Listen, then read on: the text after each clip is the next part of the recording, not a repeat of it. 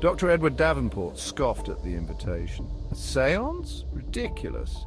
He, a man of science, a renowned psychiatrist, invited to a ghost hunt? He tossed the invitation onto his desk, a tangible representation of the absurdity of it all. He would attend, of course, if only to debunk, to dissect, to expose the charade. An ancient, rambling structure perched on the cliffs of Dorset, shrouded in whispers of tragedy and despair. He would approach it with logic, with reason, with the firm belief that he would find nothing but elaborate tricks and human folly. The drive to Blackwood Manor was like a journey into the heart of a Gothic novel. The landscape grew progressively bleaker, the cheerful greens of the countryside giving way to sombre greys and browns. The sky, once bright and cheerful, now mirrored the landscape, heavy with clouds the colour of old bruises. Even the air seemed to grow colder, as if a chill wind had decided to follow him, whispering tales of the shadows that awaited. The manor itself loomed at the end of a long, winding drive, a dark silhouette against the stormy sky. It was everything the invitation had promised, and more. Imposing, desolate, radiating an aura of neglect and decay. As he stepped out of his car, the first drops of rain began to fall, cold and heavy against his skin. He pulled his coat tighter around himself, a futile attempt to ward off the growing chill that seemed to emanate from the manor itself. The wind howled around him, a mournful sound that seemed to carry whispers of forgotten tragedies. He took a deep breath, steeling himself for what lay ahead.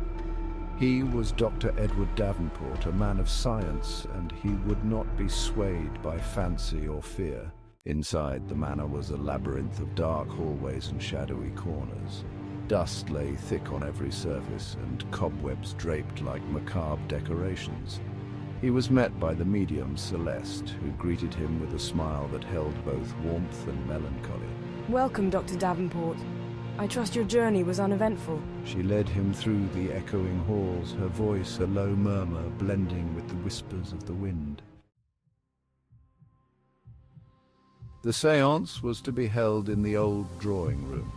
The room was large and dimly lit, with heavy velvet curtains shutting out the last vestiges of daylight. A fire crackled in the hearth, casting flickering shadows that danced on the walls, taking on grotesque shapes in the half-light. A chill ran down his spine as he noticed the temperature in the room was noticeably colder. He dismissed it as a draught, but the hair on the back of his neck stood on end. He took his place among the other participants, a motley crew of believers and curiosity seekers, their faces etched with a mixture of anticipation and apprehension. He studied them with clinical detachment, their nervous chatter and anxious glances doing little to sway his skepticism. He felt a presence beside him and turned to see Celeste, her eyes closed, her lips moving silently. He leaned closer, trying to decipher the words, but they were in a language he didn't understand, ancient and melodic. A shiver ran down his spine as he realized she was no longer breathing. Section 5, The Circle's Embrace. The air crackled with anticipation as Celeste began the ritual. Her voice, low and hypnotic, filled the room, weaving a tapestry of words and energy that seemed to draw them all into a trance-like state. She spoke of the veil, the thin barrier that separated the world of the living from the realm of the dead, and of the spirits that yearned to communicate.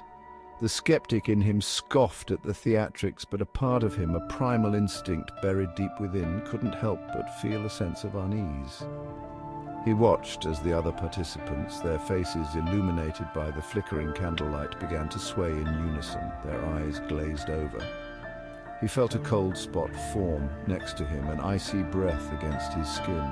He tried to rationalize it, to attribute it to a draft or a sudden drop in temperature, but the feeling persisted. He felt a presence, unseen but undeniable, watching him, studying him. He tried to speak, to break free from the hypnotic spell that seemed to have enveloped the room, but the words caught in his throat.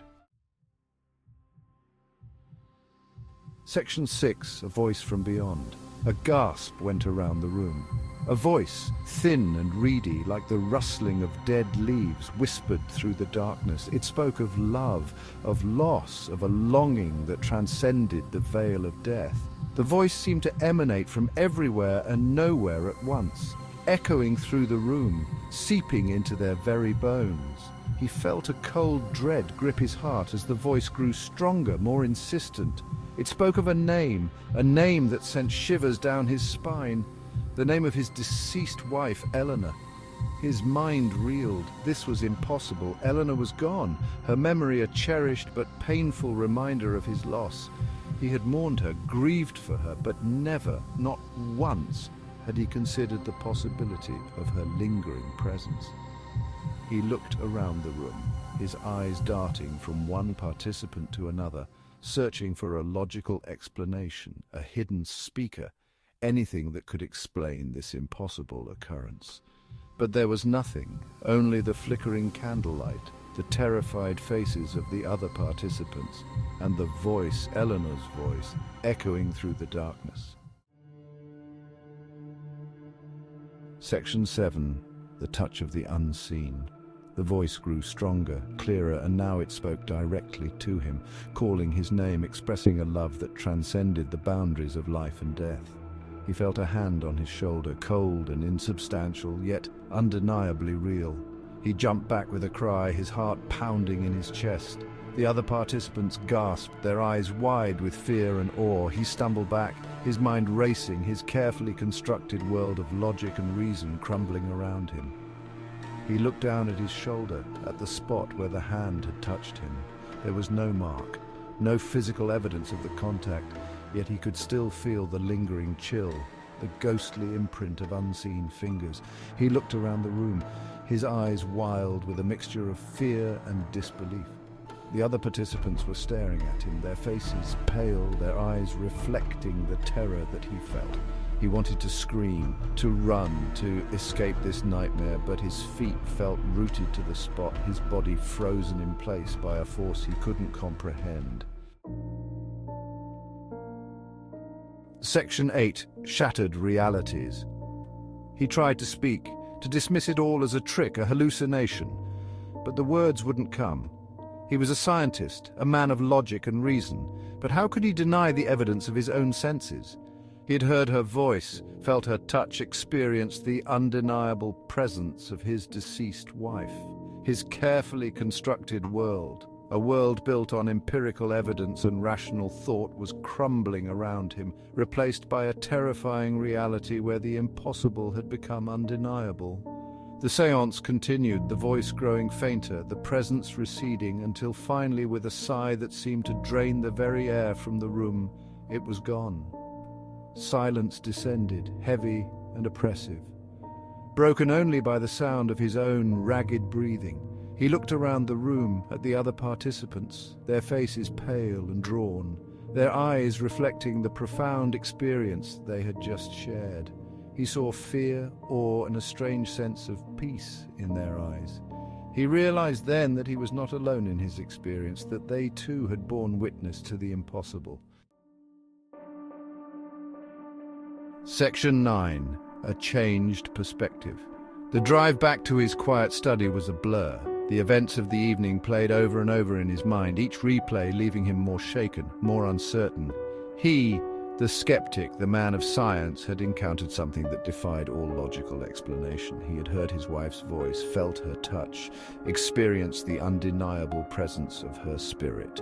How could he reconcile this with his rational worldview? How could he simply dismiss it as a trick of the mind when the experience had been so visceral, so real?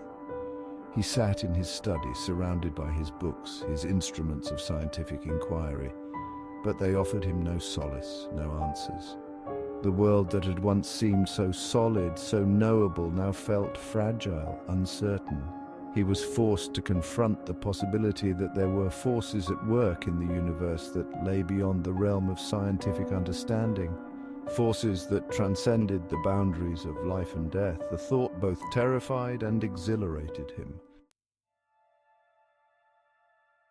Section 10. An Unsettled Soul. He knew he could never look at the world the same way again. The experience had changed him, altering his perception of reality. He was no longer the skeptic who dismissed the supernatural. He was now caught between logic and the unseen. He knew he would never find peace until he reconciled these forces. He reached for his notebook, fingers trembling.